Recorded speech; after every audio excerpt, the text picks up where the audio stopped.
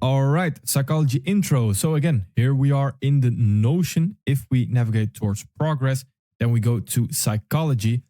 Then we are already in the third week. Time flies. So these are all the topics that we will touch on throughout the week. Now, as always, we first go over the Notion, and then afterwards we have the separate topics in the videos. Right here, we start off with the foundation. The foundation is very important. Again, psychology, I always tell people, psychology is more so a very personal thing. Now, trading in itself and the technical part is, of course, also a personal thing because you might see the market a little bit different. But I can't look into your brain. That is what I'm trying to tell you. So again, I will have steps for you to take, but I can't take them for you, if that makes sense. I can't look into your brain and be next to you when you are trading. So that is why it's a very individual and lonely game at the end of the day. And again, I can help as much as I possibly can through the community, through texting me in private, etc. But at the end of the day, you have to control your own life. And that is very important, right? I think we can all understand that. So let's start with the foundation. And the foundation is sleep, food, healthy habits, social media. Again, why is this important in the first place? Let me explain that. If you want to do something extraordinary, then don't expect yourself to achieve that extraordinary thing by doing ordinary things. What do I mean by that? If you just live like 90% of the other people that don't achieve anything extraordinary, as in financial success, etc., then of course there's a very slim chance that you will achieve that. So we have to. It's top sport. You are playing in the NBA. You're playing in the Premier League. See it like that. You're playing in the Super Bowl. Whatever it is, see it like that. You need to be a top athlete. And again, you don't need to go to the gym every day. That's not what I'm telling you. You just need to be healthy. You need to have the foundation set. You need to get good sleep. Again, sleep, that can be very different for one person than the other. I know I need minimum 8 hours of sleep to function really good. Otherwise, I'm pretty useless for the day if I don't sleep well, if I don't sleep enough hours. But some people only need 6 hours of sleep. Some people may need 10. Again, that is finding the sweet spot. It's trial and error, trying out what you like, what you feel best at. So that is very important for you. Then the food. And again, that is where I can give you guidelines, but that is something for you to test out. That is a very personal thing, right? I can't sit next to your bed and say, all right, how was your sleep? No. So that's a very personal thing, right? Psychology is more so a personal thing, but I do have the insights and we have mechanical sheets to work with to get those emotions, etc., under control. Psychology, of course, sleep is also very important. Why is that? Is because if you don't sleep enough or you don't get enough sleep, then you tend to be very impulsive. That is backed by science, etc. Not sleeping enough. And again, enough is very subjective because for some people that's 4 hours, for some people that's 8 hours, etc.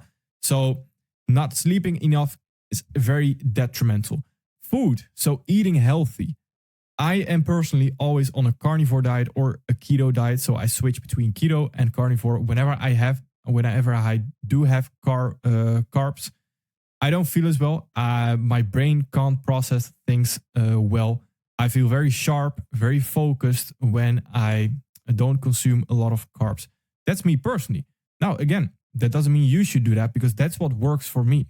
And I've tried every diet out there. And this is what works for me the best. So again, that is also very much up to you. But that's just to say that if you're eating shit, of course, you will perform shit. It's the same in the sporting industry. If you eat shit, you will perform shit. That's the same with if you need to have or you need to use your whole brain capacity, then you can't eat like shit and expect to perform like the best. No, that won't work, right? So food is also very important. And again, that's a very personal thing. What feels good for you, what feels good for your body might not feel good for my body and vice versa as well, right? Healthy habits. With healthy habits, I mean, for example, not procrastinating, etc., stuff like that. But in general, just healthy habits, healthy cycles, which is what we will go into as well. Then social media. Big factor. I know I've already touched on it, but social media is absolutely detrimental nowadays. And if you're not creating something, then I would almost advise you don't need to use it. You don't need to use it if you're not creating something. Again, I also use it, so maybe it's a bit hypocrite, but I don't look at, I more so look at educational things. And that is not trading educational things. I never, you can check my phone, I never go or scroll through Twitter and look at trading educational things anymore. I don't do that. Maybe a podcast here and there, but I don't consume a lot of social media on certain stuff because I know if I do it, then it will only be detrimental to me. And I only consume social media, for example, YouTube, if I want to learn something or etc. Or maybe a little bit of entertainment as well, here and there. But that is also controlled. I control my screen time, etc. on my phones. It's very important as well. When you wake up, for example, you need to, I would advise you need to have the healthy habit that you're not checking your phone at the beginning of the day. So first, especially if you're trading, then first just focus on the trading, because that's when you are fully focused. You have nothing on your mind. You can control your emotions and you can just trade. And that is very important. And if you check social media, you might get influenced, etc. It's not what we want to have, right? Especially what I mentioned as well with sticking to one mentor, sticking to the same concept. If you get feedback from the outside world, social media, from people that don't even know you, etc., then it's very difficult to achieve something. Now, again, don't get me wrong, because I do think there are benefits of social media, but it's just knowing when to take that step back. If I have a mentor telling me something, then I know I need to take a step back in that area on social media, because I don't want to ignore my mentor, in the sense that I now listen to my mentor, but I also go on social media and I listen to all these other mentors as well. Then of course I will have a lot of feedback and I don't know what to do. Who do I believe? What do I do? Etc. It won't work. It won't work. So that is very important as well. So limit your social media exposure. Very important. Only good things can happen, to be honest. You won't miss out on anything. Twitter can also be very toxic. It's not a nice place to be honest. So what are your current bad habits? And again, that is very personal. For me, for example, the worst habit I had was, I believe, binge eating. And that is when I just was done for the day and I just started eating. And maybe it's also a little bit of a mental health thing that I had back in the day. Who knows? But that is the worst habit I had. And that is also trying to see and trying to form those cycles. So what happened before I started binge eating? Because there's an action that led to that binge eating. And that is what we'll touch on a lot in psychology. You need to know your cycles. What are cycles? So bad habits here, they are the outcome, but there's a cycle that leads to those bad habits. That's what we're trying to find out. What is the cycle that leads to those bad habits? That is very important. So with what good habit can we replace the bad habits? So again, we don't just remove bad habits. No. They get replaced. And you can also replace good habits with bad habits, right? You always replace a habit with another habit. So we want to have the most good habits. That's what we want to do. And again, there's a simple rule that I live by. Whenever I have a habit, I try to avoid not doing it for 2 days. And what I mean with that, let me just explain that. If I want to remain or keep my habit, then I can only skip 1 day, for example. For example, if I go to the gym every other day, that's perfectly fine. But if I go to the gym and there's 2 days in between, then generally on the third day, I don't go anymore because I think like, I don't know, I need to do these things. I don't know, and that is very detrimental. And that's with a lot of habits. When there's 2 days where you don't perform the habit, then it sort of becomes like, I don't know if I want to do it anymore. It's out of your routine already. And that is very dangerous as well. So what are your good habits? Of course, let's also focus on the positive. It's also psychology. We always focus on the positive. That's very important as well. So here we have a psychology plan that is for you to read through as well. Just quickly show it right there. Perfect. Then we have becoming aware. Now this is very important in my opinion. And I try to always be as objective as I can be, somewhat, to define it, what becoming aware means. And because I think it's a lost art somewhat in our modern days. So what I mean with waking up, I mean that you control your thoughts and that you are actually aware of what you're doing at the moment, etc., etc. And why is that important? Well, that is very important because in trading, you can get led by your emotions. And a lot of times, like I mentioned as well, when you get into an argument, a lot of times something controls you, your anger controls you, your emotions are controlling you. And you say stuff that you didn't actually want to say, etc., because you're getting controlled by a certain emotion. When that happens, afterwards, the day after, you're like, oh, what did I say? I said so many stupid things. Yes, because you were controlled by an emotion. You weren't in control of yourself. And again, that is waking up. You can see it like nowadays they say like MPC, right? Now, I don't want to get into all the meme stuff, etc. That's not what we do here. It's a genuine thing that we need to touch on waking up. It's very important. So I don't see it as a joke at all. It's a very important matter right here. And I do think like a lot of people are not awake nowadays. They don't generally think about, question everything. What is going on in your brain? Where are you right now? What is happening? An exercise I do as well for becoming aware, controlling my thoughts is, for example, I live here by the road and there's cars driving by. So whenever there's a car driving by, it was a trigger for me.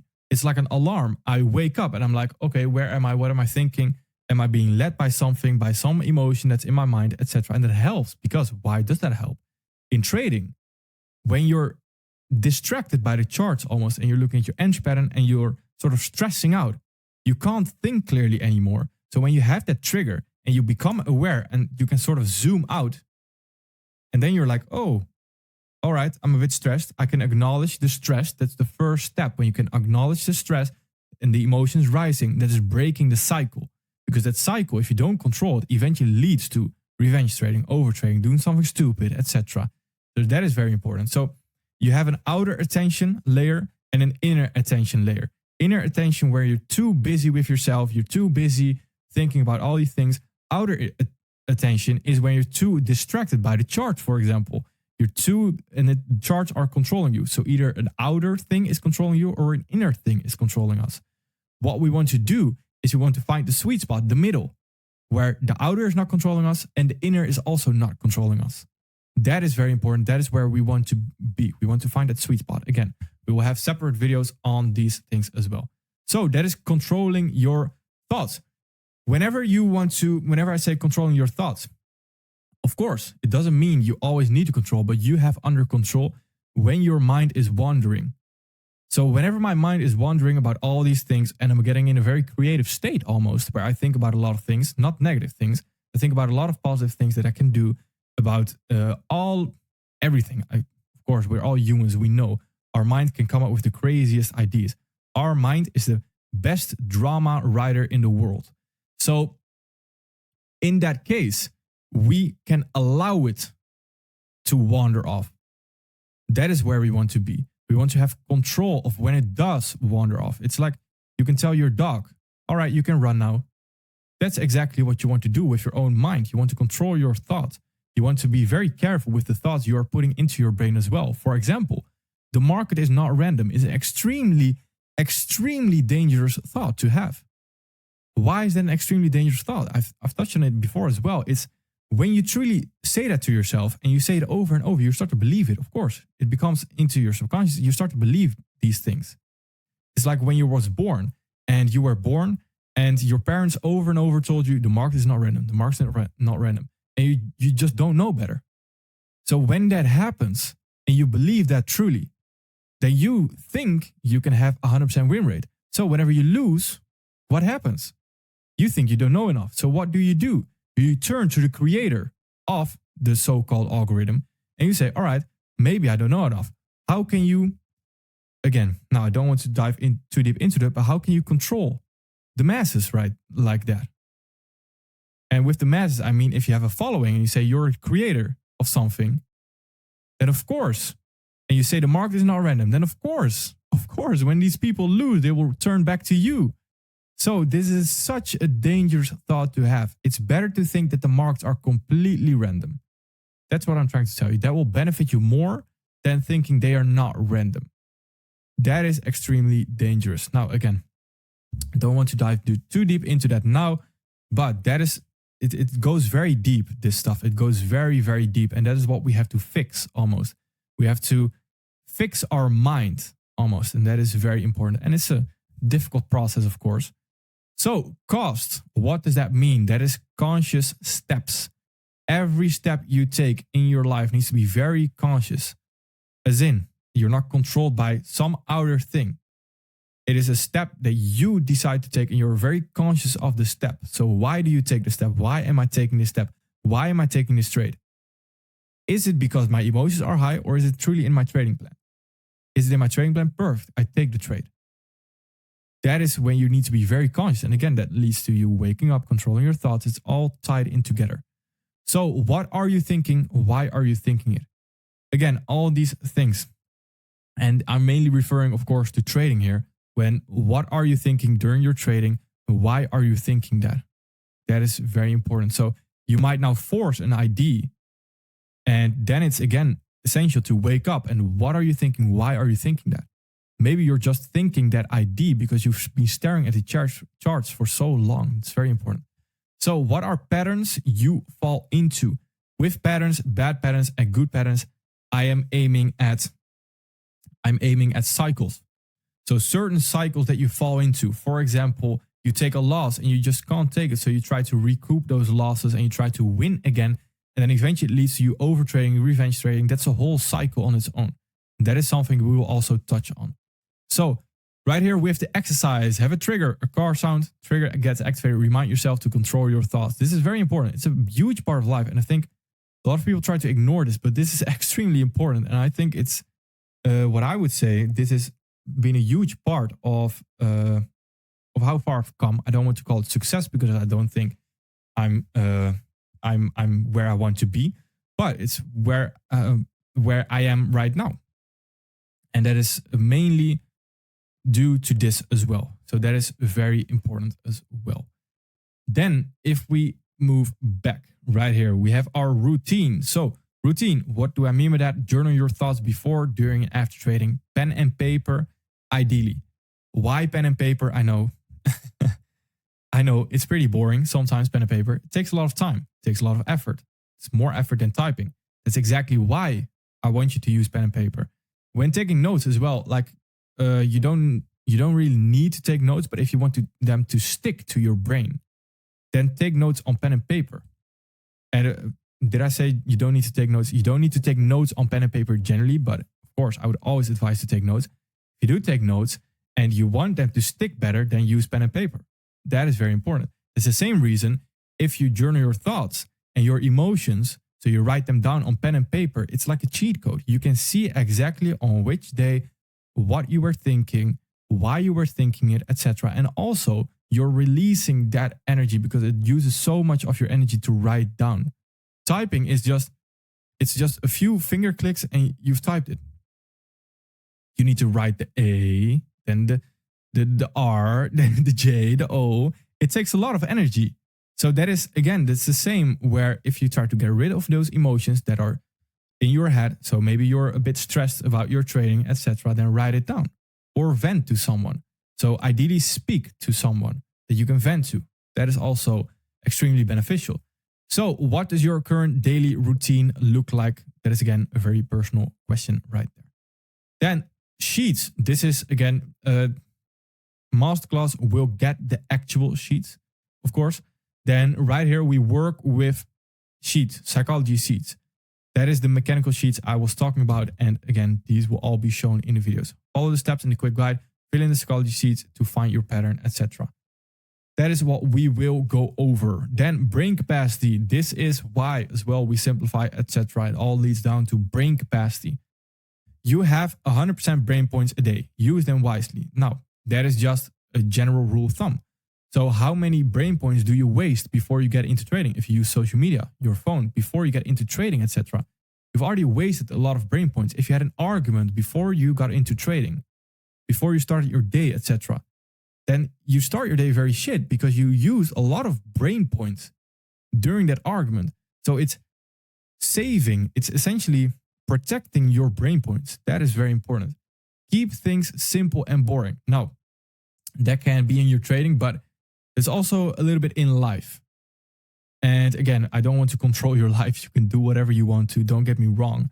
But Having a very simple and boring routine, that's perfect. If you just do that over and over and over, that is perfect, because then you will reach the things you want to reach. That is very important, because if you have a very, very crazy lifestyle, as in you party this evening, then you wake up, you party, you do that, you use a lot of brain points. How can you trade at a very demanding, where it demands a lot of your brain?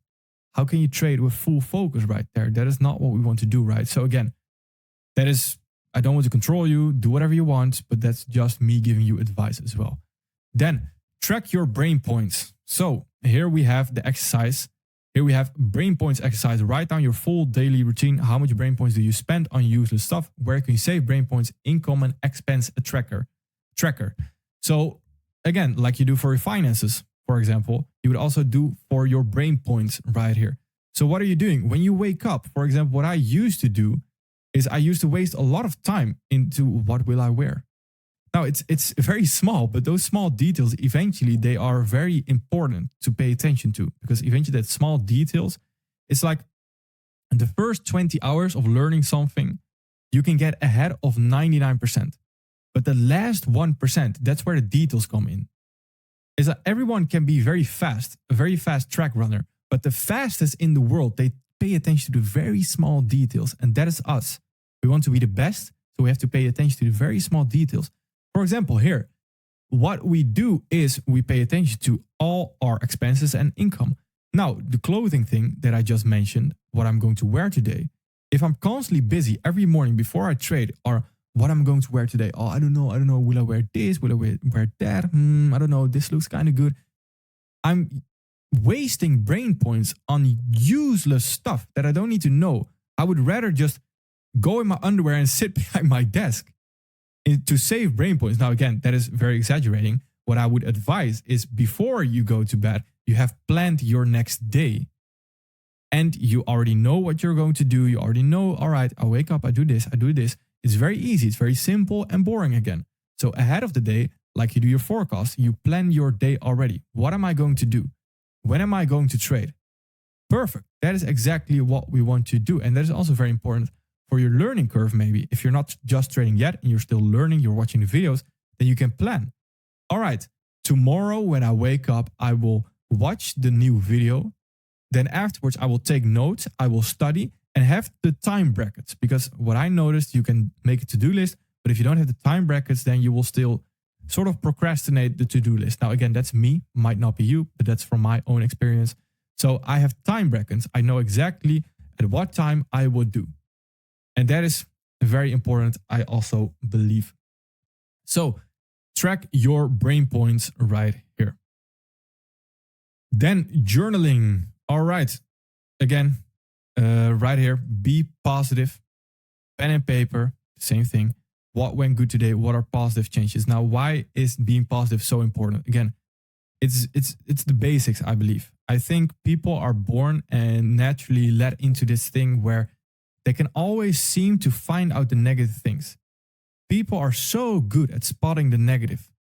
And what if we can change that thinking to we are so good at finding the positive in small little things, even as bad as it might be. We are so good at finding the positive in every single thing. When you do that, what happens essentially? You're constantly seeing new positive things, and more positive things actually come because you can see them better. Again, at the beginning, you might also have positive things for you, but you don't see them. So very small things. For example, people on the Discord, I can see their progress. They might not see it because they are in the middle of the ocean going from, I don't know, America to Spain, in the middle of the ocean, and you don't really see your progress. It's like, I'm just in the middle of the ocean. I can't see to that way. I can't see back. I don't know. I don't know if I'm going forward. If you're positive, then constantly from the outside, I can see, all right, I can zoom out. So I can see it from above. I can see you are getting closer. And what you can do in the meantime is being positive.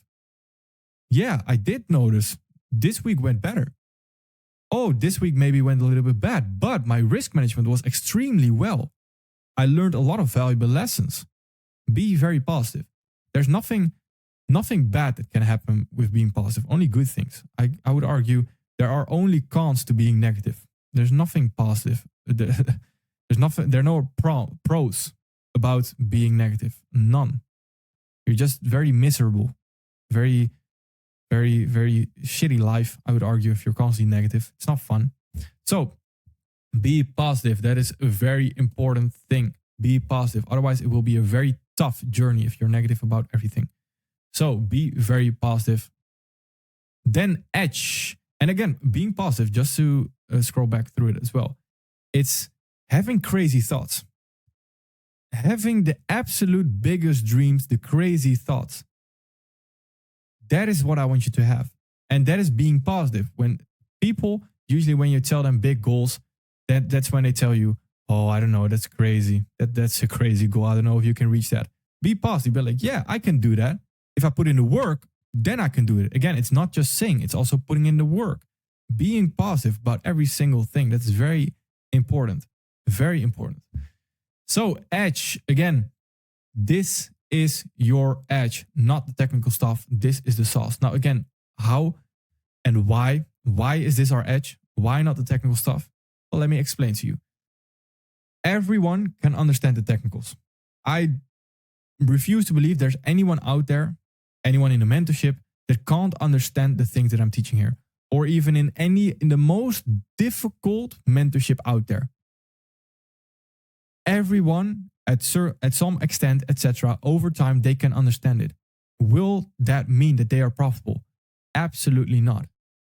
Essentially, what you're doing, you're not, yes, you are. You are, when you're trading, you're grabbing or you're taking someone's liquidity.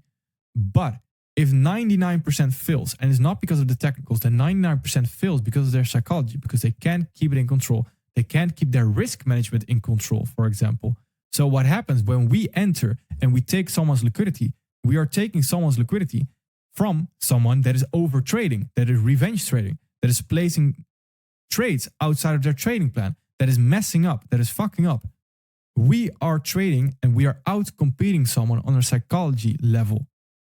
How long can you keep it together before you mess up? That is your liquidity. We are trading against people with no stop loss. We don't take their liquidity. We take their margins, etc. We take their margin calls, and we take everyone's liquidity that is messing up in their psychology, that is not sticking to their trading plan, that is revenge trading, that is upping their risk because they're in drawdown. We are taking their liquidity.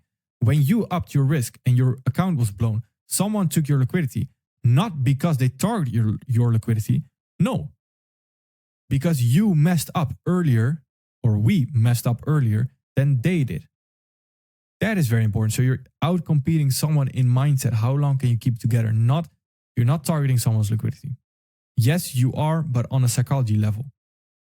You're not because of the technicals align and blah, blah. No, that's not the case.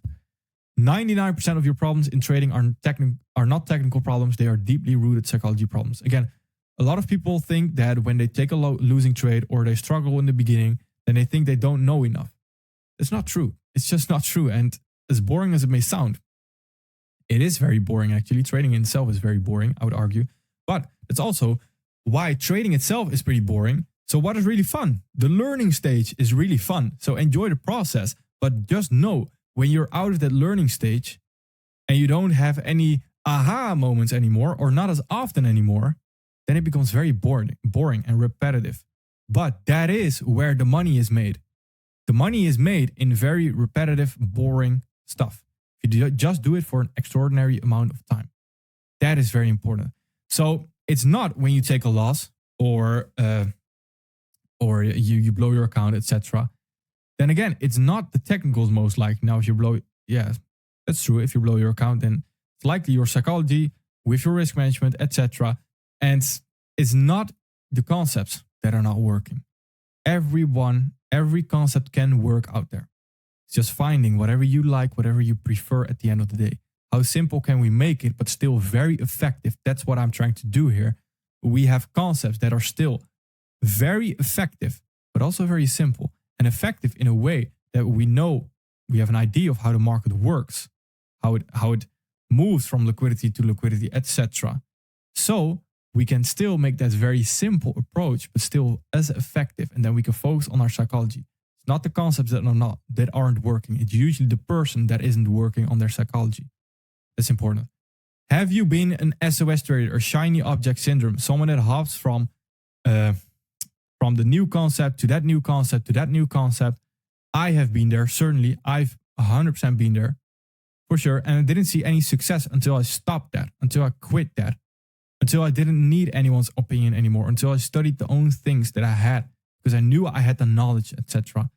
That is very important. So I think we've all to some degree been there. And if you haven't, then perfect. That's extremely, extremely perfect. We just know that or be aware of the fact that you might fall into it in the future. Just be very careful of that. What are you going to do to prevent from falling back into that cycle? This is the most important question probably from the whole mentorship. I would argue it's probably the most important question to you. What are you going to do to prevent from falling back into the cycle? What is that thing? Are you going to stay around with the mentorship, for example? Because when you are in the mentorship, even in the essential, in the masterclass, whatever, wherever you are, you're surrounded by like-minded people. It's either me or in a Discord from people that are telling you the right things. That is very important.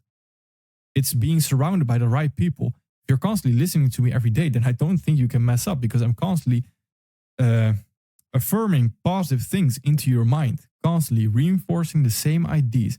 And that is very important. So again, doesn't mean that you have to stay in the mentorship, because that's not what I'm trying to say. I'm just giving you advice here. What can we do to prevent you from falling back into that cycle? What can we do? That is very important. Very, very important. And that is, again, the whole psychology steps right there. They all lead you to as well to prevent you from falling back into that cycle and prevent us from falling back into that cycle. That is extremely important. All right, so this is the psychology intro. Now, this was just the intro. And I love talking about psychology, and I think it's extremely important. And a lot of communities, they tend to ignore it. But this is a huge part, and this is where we outcompete others. Again, I don't want to compare. There's no need to compare. We focus on ourselves. But this is where we outcompete others. This is very important. All right, and I'll see you at the next one. Perfect. Thank you.